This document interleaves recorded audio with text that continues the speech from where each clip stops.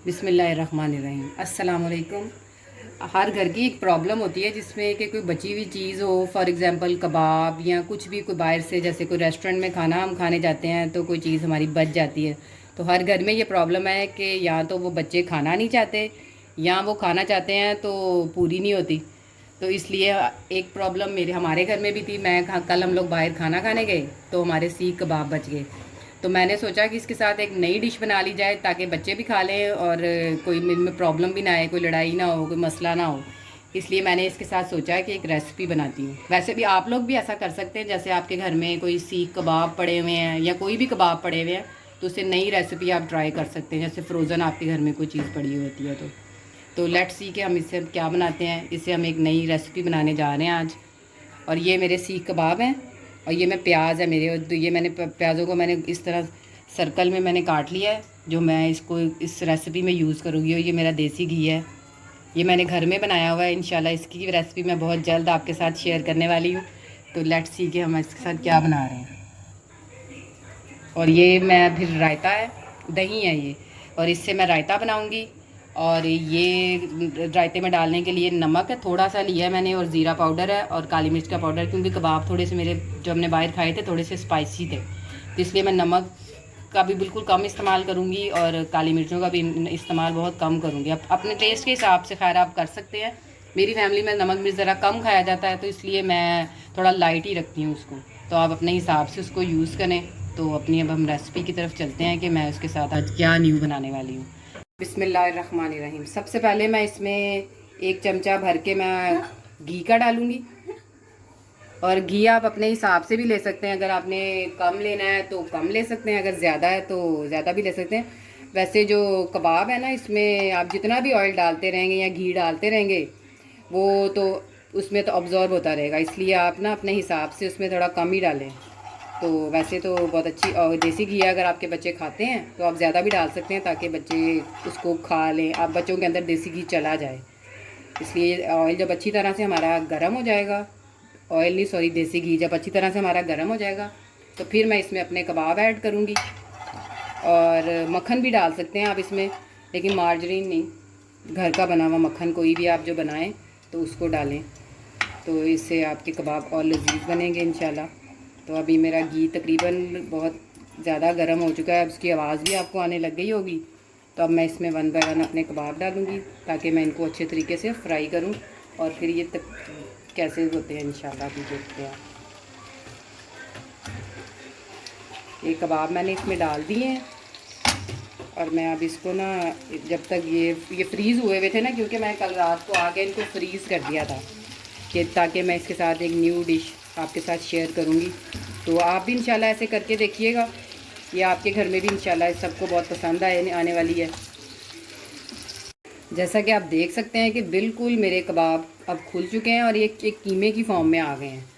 तो अब मैं इनकी अच्छी सी भुनाई करूँगी और फिर ये एक सालन की फॉर्म में आ जाएंगे, जिसको भुना हुआ कीमा भी आप कह सकते हैं। और ये जब आपके घर में मेहमान आए, तो भी कोई भी मेहमान अचानक आ जाए तो फिर आप इनको, ये मेहमान के जल्दी से बहुत जिससे झटपट जो रेसिपी जो तैयार होने वाली है ना, ये आपकी बहुत जल्दी तैयार हो जाएगी और मेहमान के पास भी आप टाइम स्पेंड कर लेंगे और आपके कबाब भी तैयार हो जाएंगे। कबाब एक तरफ मेरे कबाब फ्राई हो रहे हैं तो दूसरी तरफ मैं कोयला लूँगी और मैं उसको अच्छे तरीके से ना, वो उसको आग पे रख दिया ताकि वो गर्म हो जाए, ताकि उसका फिर धुआं बहुत अच्छा है, इसको मैं कोयले को लगाऊंगी और फिर मेरे कबाबों में बहुत अच्छी है खुशबू आएगी।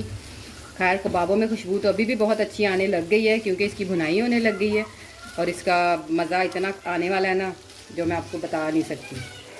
तो अभी इंशाल्लाह ये बस ये तकरीबन मेरा तैयार है और बहुत ये झटपट तैयार होने वाले कबाब हैं, कबाबों से बनने वाली ये रेसिपी है।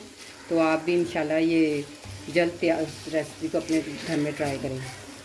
ये आप देखें बिल्कुल मेरे कबाबों ने ना बिल्कुल घी छोड़ दिया है और नज़र नहीं आ रहा, बिल्कुल आप लोगों को नज़र नहीं आ रहा होगा लेकिन मुझे भी ये बिल्कुल नज़र आ रहा है। लेकिन आप इसको ना ज़्यादा डालते रहेंगे तो ये अपने अंदर ऑब्जॉर्व करता रहेगा, इसलिए आप ना इसको बिल्कुल अपने हिसाब से जितना आपको ऑयल चाहिए होगा ना उतना डालना है आपने, ज़्यादा ऑयल भी नहीं डालना। जैसे दालों में ऑयल डालते हैं ना तो वो बिल्कुल ही अपने अंदर ऑब्जॉर्व कर लेती हैं, बाहर नज़र नहीं आता। इसका भी बिल्कुल यही हिसाब है। अब ये बिल्कुल ना हमारा रेडी हो चुका है। अब मैं इसमें डालूँगी, जब मैं इसको दम पे रखूँगी तो मैं इसमें थोड़े से प्याज ऐड करूँगी और मैं इसमें हरी मिर्चें ऐड करूँगी ताकि ये बिल्कुल जो और ये बहुत अच्छा सा इसका फ्लेवर आ जाए। प्याज आपने बिल्कुल अपने हिसाब, अगर आपकी फैमिली में प्याज़ों का इस्तेमाल होता है, खाए जाते हैं कच्चे, ये बिल्कुल कच्चे ही रहेंगे, बस इसमें थोड़ा सा ना फ्लेवर अच्छा आ जाएगा, कबाब कीमे का भी फ्लेवर इसके अंदर आ जाएगा। ज़्यादा नहीं डालने हैं आपने, और हरी मिर्चें भी बिल्कुल आपने अपने हिसाब से डालनी है। और अदरक भी इसको आप गार्निशिंग करने के लिए आप इसमें डाल सकते हैं। और अब बिल्कुल मेरा कोयला भी तैयार है, और अब मैं इसको कोयला लगाऊंगी, और ताकि ये कोयला मेरा बिल्कुल दहक चुका है, और मैं इसको अब ना बिल्कुल दम पे रखने लगी हूँ। जब कोयला दहक जाए तो आपने इसमें थोड़ा सा इसमें ना कुकिंग ऑयल डालना है, और जब इसका बिल्कुल धुआं निकलने लग जाए तो फिर इसको मैंने दम पे रख देना थोड़ी देर के लिए, ताकि ये कोयला बिल्कुल अच्छी तरह से कोयले का धुआं सारे खाने में आ जाए। तो फिर मैं इसको दम पे रखती हूँ, और इसके साथ ही मैं अब जब तक मेरा कीमा दम पे है तो उतनी देर तक मैं रायता बना लूँगी। ये मेरा दही है जो मैंने घर में जमाया हुआ है।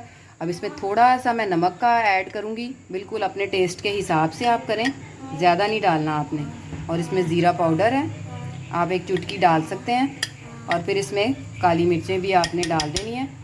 और ये रायता आप बिरयानी के साथ, पुलाव के साथ, और बिल्कुल इजी ये इसकी रेसिपी है, तो आप इसके साथ इसको एंजॉय करें। उसको ये दही को आपने बहुत अच्छे से फेंटना है, ताकि इसका बहुत अच्छा सा आपको एक ना इसका बनने लग जाए। देखें इसकी लेयर कितनी अच्छी बनने लग गई है। बिल्कुल ऐसे ही आपने बनाना है। तो इंशाल्लाह आपको भी सर्व करके फिर मैं आपको दिखाती हूँ। माशाल्लाह माशाल्लाह माशाल्लाह, आप देख सकते हैं कि कितना ज़बरदस्त इसका कलर आया है, और कितनी प्यारी इसकी खुशबू आ रही है, जो मैं आपको बता नहीं सकती। अब मैं इसको हाथ से उठा के बहुत एहतियात से, क्योंकि ये थोड़ा गर्म होगा, इसको मैं साइड पे रख दूँगी, और मैं इसको अब डिश आउट करूँगी। और कोई पहचान सकता है कोई कि ये घर के बचे हुए कबाब थे, या कोई फ्रोज़न चीज़ थी, जिससे मैंने एक न्यू डिश बनाई आपके लिए। भुना हुआ कीमा कह लें आप, तो देखें कितनी प्यारी है। अब इसको मैं इंशाल्लाह अभी डिश आउट करती हूँ, फिर मैं आपको दिखाती हूँ।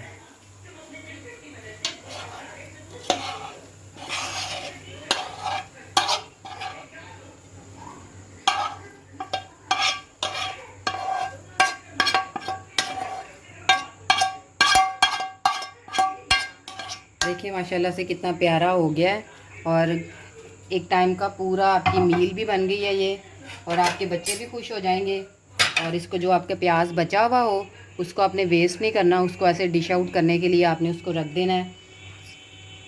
और आप उसमें एंड पे आप अदरक थोड़ा सा गार्निशिंग कर लें, अगर आपके घर में उसको शौक़ से खाया जाता है तो देखें माशाल्लाह से कितनी प्यारी मेरी पूरी एक डिश और एक टाइम की मील पूरी मेरी रेडी हो गई है। अगर इंशाल्लाह मैं आगे भी आपके साथ इस तरह की रेसिपीज़ को शेयर करती रहूँगी। तो आपको अगर मेरी रेसिपी अच्छी लगी हो तो मेरे चैनल को सब्सक्राइब और लाइक करना बिल्कुल मत भूलिएगा। Thank you.